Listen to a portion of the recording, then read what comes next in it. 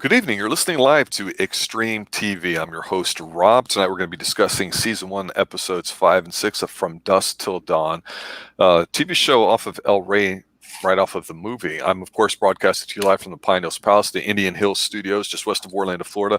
I have on the sat feeds with me from the great Midwest RDV and, of course, from the deep, darn, dirty South, actually kind of close to me, Professor Pixel. Good evening, gentlemen. How are we this evening?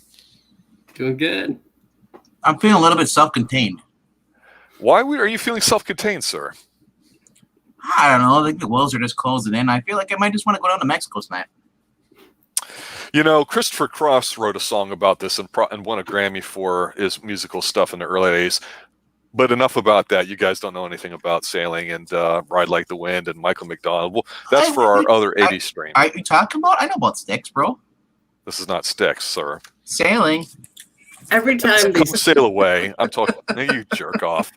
Yeah, that's exactly how I feel about you right now with these two episodes, 5 and 6, because we're in the middle of Season 1 of From Dusk Till Dawn. I gotta say, guys, one of the things that all three of us have agreed on for the most part is that for this show, the production values are done very well. It's very slick. It's very sexy. It's very colorful. It's got a lot of meat on the bone, as it were.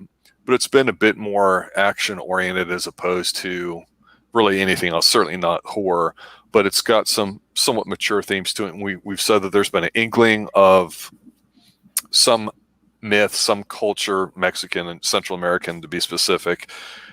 And I think 5 and 6 for me, I'll go with my initial thoughts and then go to you, Pixel. But to me, I think these two episodes really, I think, set the initial tone for what the rest of the 3 seasons will be like, seeing as how I've seen it. And I know this is first watch for you, Pixel, but I got to say, I appreciate the fact that this was more of a thriller type couple of episodes as opposed to very little action. I think it really sets up the rest of what we're going to be looking at pretty well. And it showed me that this episode could be presented somewhat differently and not have a little bit of action, a little bit of sexiness, a little bit of gore, and call it a day. What are your initial thoughts there, Pixel? It's very different. The first few episodes, first 4 episodes, have done a really, really good job of translating the movie into something more. I feel like episode 5 was the first stumble with that, almost. Stumble in what way? The whole crossing the border scene. It just felt built upon almost unnecessarily. Interesting, because I have a totally different point of view for it too. So that's definitely something I want to talk about. That I've got here in my notes as a big time plot point for you. Anything else about this episode or episode 6? Episode 6. Well, we finally get to the Titty Twister, which I am surprised they kept that name. I am super surprised that they actually pushed that name to the show too. But I want to say what's really crazy is Officer Torres is not really Officer Torres in episode 5. The man's soul was sucked clean by Carlos. Carlos took his identity. Yeah, that was pretty cool. So I think season 5, going back to that, it's definitely a tonal shift. It's a situation where they're trying to get across the border, and it looks like season 1, of course, is just retelling the movie From Dusk Till Dawn. So here they're approaching the border, and they're getting ready to cross it. What were you going to say? I was just saying this actually different from the movie. We never knew why he lost his face. Jacob lost his face. He finally admits that they got in an accident with his wife, and that's what killed his wife. So he admits that he's the one responsible for her death. Yes, and that explains his guilt and where he's feeling conflicted and where he's feeling just shameful, I would say. And I think that's a good point, too, because the actual episode starts off that way. And so that immediately gives us a little bit of a different tone. Instead of something action-oriented, it's more of, oh, God, this is fleshing out the character. And that's telling us that maybe he'll stick around for a while. I'm not sure, because we don't want to just assume that the rest of season 1 is going to be exactly like the movie, because we have seen some different things to it. I think that's a good point. If it's not like the movie, they're really fleshing it out to stretch it out for a whole season. I do want to touch upon what we said about him feeling guilty. He might feel guilty, but at the same time, she was trying to jump out of a moving car. So I instantly, I know she was depressed and clearly under an influence of some kind, but any idea that he is responsible it completely goes out of my mind unless they show that he was abusive to her in some way in a future episode. But I doubt it. I can't blame him for and touching on that as a doctor and having friends who live in Florida, she definitely was suffering from some kind of influence of some kind of hallucinogenic drug or something. It's either she was depressed and it took a toll on his faith, so it's like he was probably driving her to the hospital just trying to go, get her so she get clean and stuff, and she's like, no, I want to die. So, and it took a toll on his faith, him being, a man of God, and here it's just someone who's completely away from God, but he's torn because he loves her. So yeah, I can see why he's such a mess in this series, and why he, if that was true, the original backstory they had in the movie, but they explain it though that way, I can see why his, Harvey Keitel's version of that character was so, just distraught. Mm-hmm. Yeah, and this is one of those situations where I'm watching, the scenes where you see the car flip and you see all the stuff that you're talking about, and it's like you never know what's going on in somebody's relationships, especially when it's, of course, on TV and you're just seeing a few seconds in a flashback here. And I'm wondering, okay, are they trying to present it where, yeah, she's trying to get out of the car because she's depressed, so he really didn't kill her, but he's responsible because he's driving, and, he wasn't, shit-faced and, ran her on a tree or whatever. I mean, you look at that and you're like, are they trying to play both angles so we can go, oh, okay, that's just great writing? Because sometimes I think that's kind of lame. Sometimes I like it when it's really definitive. It'd have been more interesting him as a character if he'd been like, bitch, get the hell out of the car, and he threw her out and all that too, and then faked it, and then we're like, what the hell's going on? And he's supposed to be a preacher. I mean, not that they're going to do that, but the thing is about it, we're getting a lot of flashbacks and the supernatural stuff too, where I think it's really setting up for the whole mythology to it. And I think one important thing about the mythology here that we haven't really discussed, because we've only gotten some glimpses of it, is the fact that it's pretty much the men's decisions here are being decided by very powerful women, or women in powerful situations. And yes, his wife dies horrifically, but the thought of all that kind of haunts him and drives him kind of forward in it. Even though he's kind of has a challenge of faith, crisis of it, he's still kind of trying to be the rock there too, and trying to do right without being overly preachy about it. So again, I think Patrick's performance, as the preacher in here, is still very good with some of the scenes he's in. It's just definitely got a lot of depth to it. But touching on what you're saying about how they're like, different as far as emotions, when you see up to this point, we thought Kate was kind of like not really a jerk, but then we we kind of sided with her against the dad, and then now we're seeing that he's basically like, not his point of view, and they're like, we want you to hate Kate now and feel sorry for him. Well, whenever at the end of episode 5 he's telling the story, he basically says, we got into an argument, I lost control of the car, and she ended up dying. And so Kate, you're right, I was lying, I wasn't telling you the whole thing.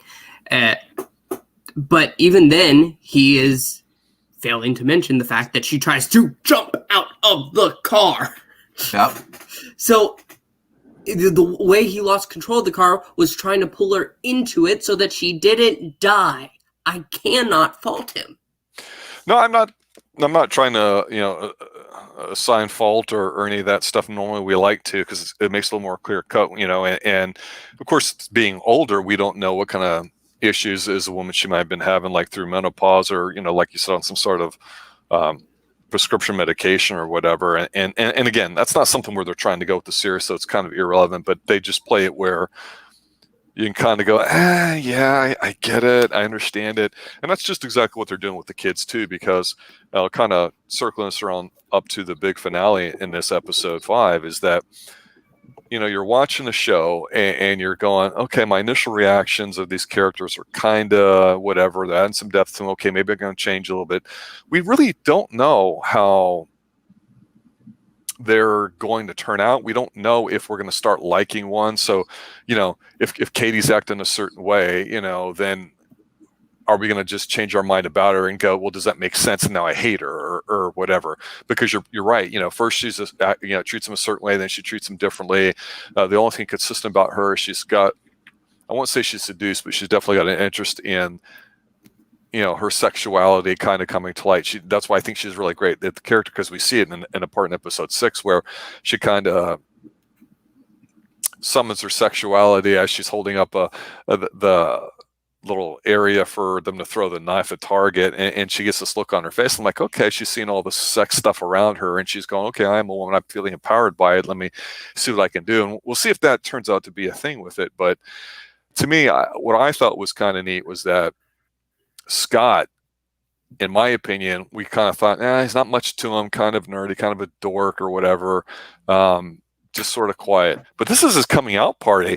He's had a gun pulled on him while they're getting ready to go to the border, and he kind of shows his sister in his backpack when they have a brief moment to himself. So he's strapped, he's ready to go. He's getting ready to drop some lead.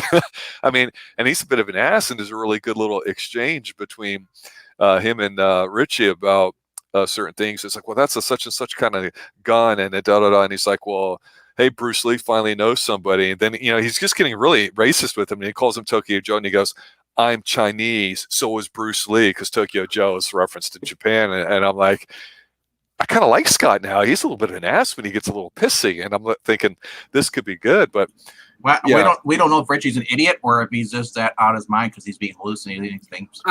Exactly. I have to agree with you about Scott. He's truly got some more balls on him than the other Scott. Yes. And so this is going to bring us to the final part here of episode 5. And Pix, I want to go with you on this because I think we disagreed on this, and we'll see where Doctor sides on this. I really liked the drawn out sequence because I really liked Carlos kind of in the Ranger part to it, the whole Rinchos, whatever it's called, basically the Renegade Ranger type things, which is what he's turning into. You get some of that fleshed out with flashbacks from Don Johnson's character. But I like how he turns into a snake form because he's the guy that the main dude at the patrol place has got in custody, and we see him turn in and he bites the guy and he kills him, and he actually is pretending to be the lead guy there while he's got the Ranger under his custody while they're trying to get through. And it's really neat because there's a scene in there even too when Scott has to get out there and take control of the other car. We don't know what the hell's going to happen. All their plans A's, B's, and C's are going to shit. But then the one scene I thought really stood out is when he goes to grab Scott like by the arm to like guide him, and he just like almost freezes for a split second, and Scott doesn't notice anything. But we, of course, know there's something supernatural about him, and he sees that there's something more to Scott, and that's what Carlos senses. And I'm thinking, okay, this is kind of cool. This is the kind of stuff that's kind of neat because we're starting to see that there's something bigger than all this that's pulling all these characters together with it. And, of course, they managed to, just barely get through the border with a little bit of the drawn out sequence of like what they have in there where, the agent comes on board, looks around and stuff there too. But I thought it was very enjoyable, and I appreciate the fact that they really slowed down, and this was almost not an episode of 24, but it almost seemed like it was going on in real time. And I think that in itself separated it from the first several episodes, which, while fairly almost real time, there's definitely some cutting and pasting that made it seem a lot faster. And this was a lot slower and deliberate. And I think because of that, it really stood out. So Pixel, you mentioned that you really didn't care for it. What was it about it, them drawing it out, that you didn't like? Well, a couple things you mentioned. I do like Carlos shifting into the Border Patrol agent. I don't mind that at all. Him revealing to Scott that basically he knows what's going on, I didn't care for that. I felt that was just I don't know why Carlos would do that. Yeah, I mean, other than him saying exactly, you don't know what I'm talking about. But there's also the whole car in front of him. I just, they packed so much more into it, and it almost got rid of the cleverness of Seth. Whenever the agent in the movie comes on, the the daughter is mentioned last second in the bathroom, Mhm. and so the agent has to open it up, and Seth had to knock out Richie, and then while in the shower, they had the daughter sit on the toilet, and then she's like, "Excuse me, can you move along here? I'm trying to go to the bathroom." And it just, I just felt like it packed on unnecessary pieces to it. I don't have a problem with it. I'm obviously not going to stop watching the show because of it, but I just felt it was, whereas the rest of the show continues and adds on, this felt like they were taking away almost. Yeah, I don't know if it's a situation where we're going, hey, we've had 4 episodes plus now to kind of understand their logic, at least see how they react in situations, and not necessarily listen to what they're saying, but watch what they're doing. And so we see the father punching out the guy that's in front of him. But again, I thought that was kind of neat, because the car in front that he accidentally bumps, they're going, oh, if this is a trick, we're gonna mess you up and blah blah blah. And he's like, no, I'll handle it. And he goes out there, and he's like, oh, I'm sorry, Father, if I knew you were made of cloth, with the heat and everything, it's really been bugging me. And, but unfortunately it's a company car. So, we're going to have to do all this. And I'm like, okay, this is kind of a little bit of a different shtick. But I can see where you're saying they're drawing it out. I don't know. I mean, I guess they had to say, well, let's fill it out in an hour. How can we do that? They obviously wanted to show the father being a bit physical, and that's the reason why I say to myself, well, that must be why they put him in here, put this scene to happen, because they really didn't do anything else with it. But yeah, they do end up with the Titty Twister at the end, which we'll talk more about here in a moment in episode 6. Doctor, anything you want to throw in on this before we go into episode 6? Well, the whole thing with Freddy, he basically the sheriff. We're not quite sure what we call him. He's the ranger. The ranger. The ranger. He follows them. He's following them, and then when they're in their RV, he's running up. But Freddy gets arrested, and he escapes by stealing a car in the process. The problem is that he realized that after he's done this, he left his badge behind. Yeah. By going into Mexico like this, he's basically breaking the law. Yeah, and I agree with something you said in the first few episodes when we started the show, how you kind of didn't really like his character, and I kind of didn't either, but on the second rewatch, I've liked it a lot more, and I can definitely see by looking at that particular point where it's like, couldn't they have figured out another way for him to kind of, get him down to Mexico and not give up his badge? It just seemed like it didn't fit with his character. The reason I didn't like his character is I would have rather had Don Johnson come after him. I know. Don Johnson the whole entire way. Forget, have Freddy die. Yeah. and Freddy's, like that overly excited puppy that just, gets a scent and can't let go. It's kind of annoying, and maybe that's why we don't like it, but it's very prudent to his character. And on rewatching, I go, okay, I guess I see more of it now than when the first time I watched it. So yeah, you're absolutely right. And, another thing I want to point out, this is the second series I have a character named Chet to be watched. So this one has a more derogative last name. Played by Jesse Borrego, Mr. Chet Pussy Cat. Who was nerfed. He was nerfed. Chet Pussy was nerfed in this movie. In this episode, I mean. Yes. Well, one thing in here going into episode 6, I think, is definitely true. And again, it ties in the overall theme of the entire show so far, is that the production values are really great, because we've seen some flashes of this mysterious, beautiful woman, telling Richie to come get her, and look for me, and, don't trust what you see and stuff. And then again, the supernatural stuff's really starting to kick in, and you get some sexy stuff here too, where, you get a flashback to when he's Unabombering it out in the woods, and he's checking something out, and she shows up and is on top of him, whispering to him, and she's not like sexing him up, but she's just doing that, whispering in ears, getting really, really close with those big red lips, and it's like, man, this is really hot and erotic, and I like it without it being overly sexy. I mean, it's just really, really attractive to watch. And here at the Titty Twister, I believe it's the exact same set piece and everything. Looks friggin' fantastic. And they spend the entire episode basically in the Titty Twister with everything going on. So they really drew this out. But for me, I know they're not done because they didn't even have the big dance yet with the reveal at the end of the lady that we've been talking about in these visions, Satanical Pandemonium. And that'll be something we'll talk about next week with episodes 7 or 8. So let's start with you, Ashley Pixel, and talk about your initial thoughts on this episode.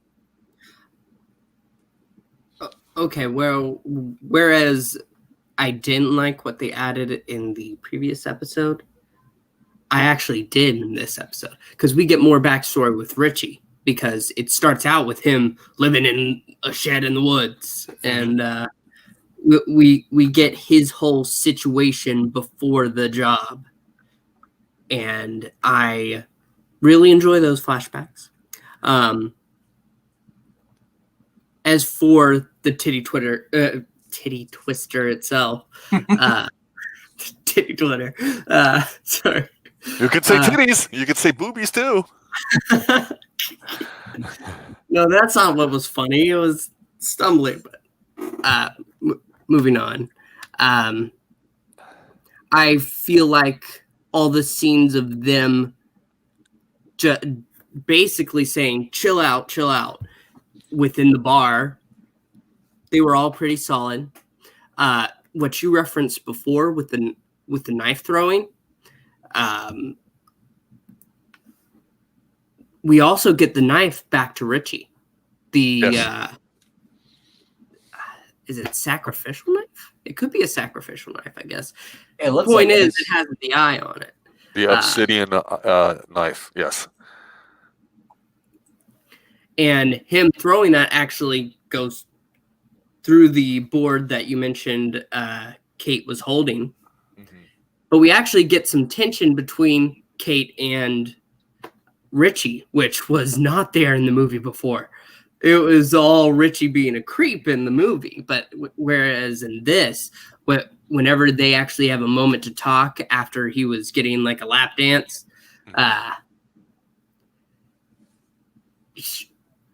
he's basically telling this stripper on him to say the things that, well, I guess it's Santico Pandemonium has been telling him in the visions. But she's just not delivering. Her words, Richie, they're all flat. Whereas whenever he's talking to Kate a moment, she says that she wants to be free. That I don't remember the exact wording, but basically along the lines that he can free her. And he says, what did you say? And then the two kiss. And then Seth comes in, I believe, after the bikers tried to tear his arm off. Yep.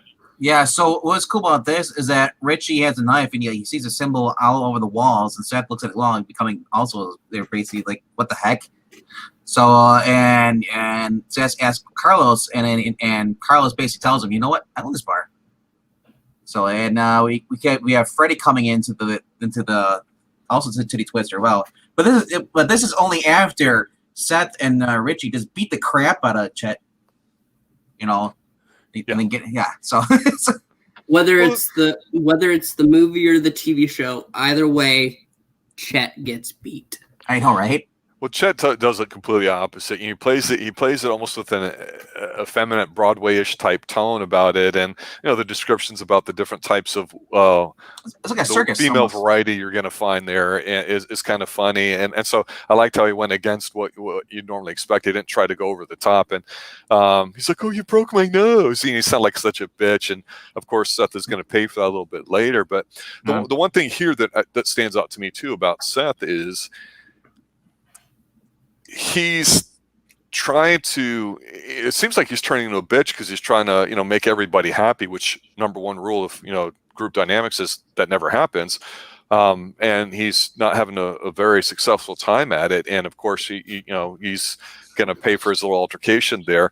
But to me, he's the only one we have as somebody watching the show where he's grounded in the most reality. You've got a family here with a dead mother that's trying to. We don't know if we're seeing the real family because they're in grieving mode and they're all out in an unknown place with unknown people hijacking. So they're very stressful. We don't know who we're seeing. We of course know Seth and Richie are both kind of got their own issues, but Richie's just whacked out of his mind, but we know, okay, he's not as whacked as he seems, but Seth still doesn't believe it. And he's the last one. So we're waiting for him to kind of come around as a viewer to see this. I like that. I like that Seth is basically, he's like, yeah, he's a person. He's a bank robber. They both are. He's a professional thief. He likes being controlled. So he's trying to create everything as a controlled environment. He does not like having things go sideways, and it's already gone sideways because of Richie. Now they're saying that now he's seeing more stuff is, he sees this bar as becoming a potential problem because he sees the symbol on the knife and that Richie has, and then he's then he sees on the wall, and then like just everything with Carlos. He doesn't trust Carlos. He's got the dad, who's basically like moping, and then he got the kids, especially with Scott. He's I don't know if Scott's gonna be an issue for me. He doesn't want to kill anybody. Right, that's exactly. And they might come back to bite him in the butt, but I understand the way he is, and I agree that he is the most grounded. As far as that, because we don't know what the kids are. Maybe Kate and Scott will run away from the bar, but or maybe they'll attack him, thinking his, because Scott's like, I got the gun here. We don't know what's gonna happen, but it could be because we know what could happen because we've seen the movie, but watching these episodes, it's not the movie. They're changing stuff.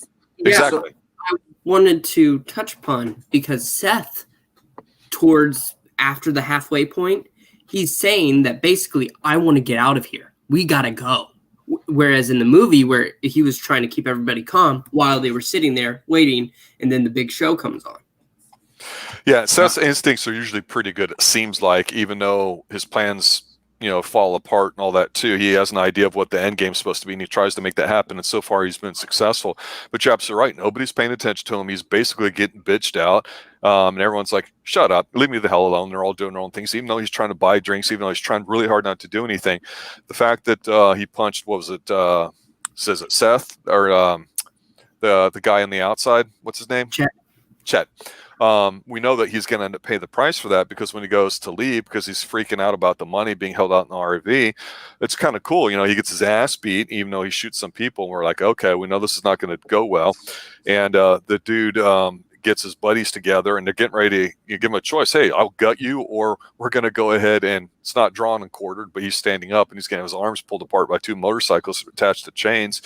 And then one deflating thing to me is, even though Carlos has been ignoring him because there's supposed to be this big war going on tonight, and the convergence point is at the Titty Twister. It's a very special night. We see that.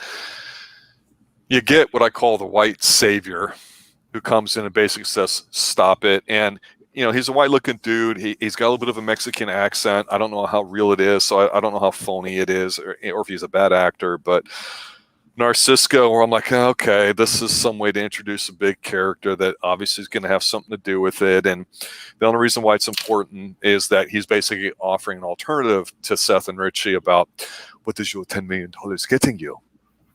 And he's basically laughs and he goes, ha, ha, ha, ha, El Rey, it doesn't exist. And that's the whole thing, too, about the mythology. We know they're being drawn towards this mythical place called El Rey where, hey, the 10 million is going to carry us a really long way.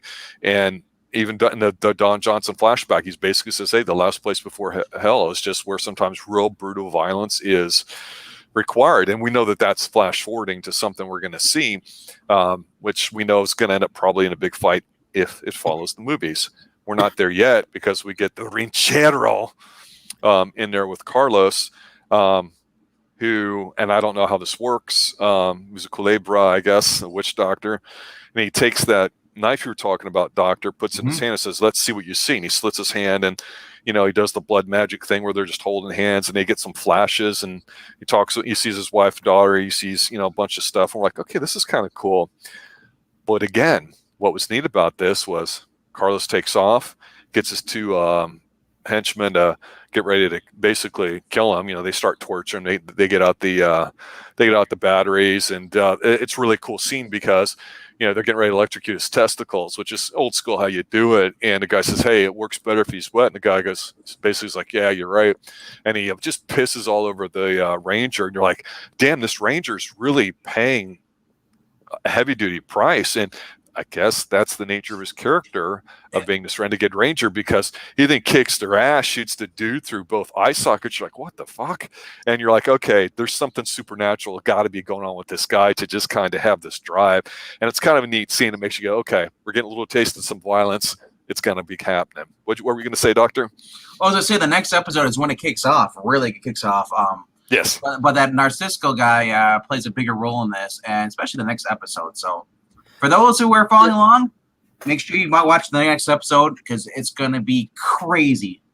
But you are forgetting, after he shoots the guy in both eyes, he goes and he chops off the other guy's head. Oh, that was... Well, yeah, he beheads him, and that's how he walks through the place, because what we see for a brief moment, which turns out to be a little bit of a bigger thing, even though it's only on screen for a few seconds, is he's sitting down, and he when he was trying to find a place, he's walking, and he doesn't know where to go, and he comes across some heads on a pike, and they start talking to him, so he's seeing visions, and one dude's talking to him saying, well, you should be glad they left me with my tongue. Follow them down to the town at the end of the road here, and you'll know where to go. And he's sitting in this little tiny place getting some coffee. And this little kid sneaks in, steals a biscuit, and does the shh sign to him and runs out. And he lets him go because Ranger can't let that go, but he does. But this little kid also is basically finds him as he stalks his way into the evil boss lair, whatever like that, does a little deal with him, and it turns out it's one of Carlos's henchmen thugs. This little kid, he's a street watcher for him and all that, and you're like, okay, that's kind of cool. But yeah, he walks out with the head of the one dude just waving it up so everybody's freaking out, and you're like, okay, this guy's not screwing around. And he sees the little kid. I'm thinking, oh, if he gutted the little kid, that would be fantastic, but he didn't. But the little kid basically is like, no, go over here. And so we see where he goes to leave. So sometimes there's little touches like that, I think, add up good, because you just don't know with the characters you see what side they're on yet. And that's what makes this exciting, because the only other thing I was going to mention was the fact we get the return of archaeologist Indiana Jones. I mean, Sex Machine. Sex Machine, he's there. He's back. Yes, baby. So, what do we think about the remainder of this episode? Anything stick out to you guys? Like I said, it's setting up for the next one, though. We're going to see Pandemonium. Yep, she steps out on stage, and while she is a very attractive young woman, Eliza Gonzalez, she was my first experience at Eliza Gonzalez's show before that, and then she just launched her career. Ow. Sorry, yeah. I started speaking Creole. That's how hot she is. She is. She's amazingly beautiful, very elegant. And here's one thing I will say about the fact that they're in a shithole strip joint. It's very gorgeous. It's very sexy. It definitely has this atmosphere to it. It's not all sanitized. It's not, VIP $1,000 Dude Pro Lounge. Yo. Break out the Cristal. It's not like that at all. It's cool. And I got to say, well, I really, really enjoyed the movie too, because maybe we're in the episodes here, 5 and 6, or mostly 6, in it for a lot longer. I don't know if I think I might like it a little better, because I agree with you what you're saying, RDV. She's absolutely stunning and gorgeous too. And obviously she's going to be more of a character later on. You and I know that. Pixel will now know it, even though he hasn't seen it. But yeah, I mean, your thoughts on the sexuality of the show and whether it's good enough, whether it's gratuitous. Well, I'm curious as to what you guys think. I think it's good, and it could be even more, actually. Well, like I said, this and show... I don't mean tits for tits' sake. No, I'm just going to say that this show, along with Evil Dead, they understood the movie. They understand their fans, so they're actually exploring more on the lore, but also keeping it close to what it was, what the magic, as far as what those movies were.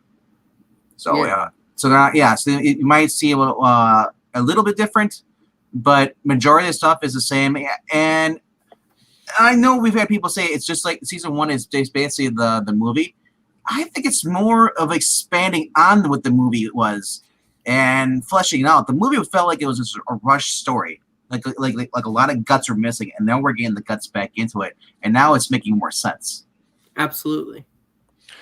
Yeah, I agree with that, and I think so far 6 episodes in now from Dusk Till Dawn season 1 from El Rey, it's been very entertaining. I don't think there's been a shit kicker of an episode yet that's just sucked.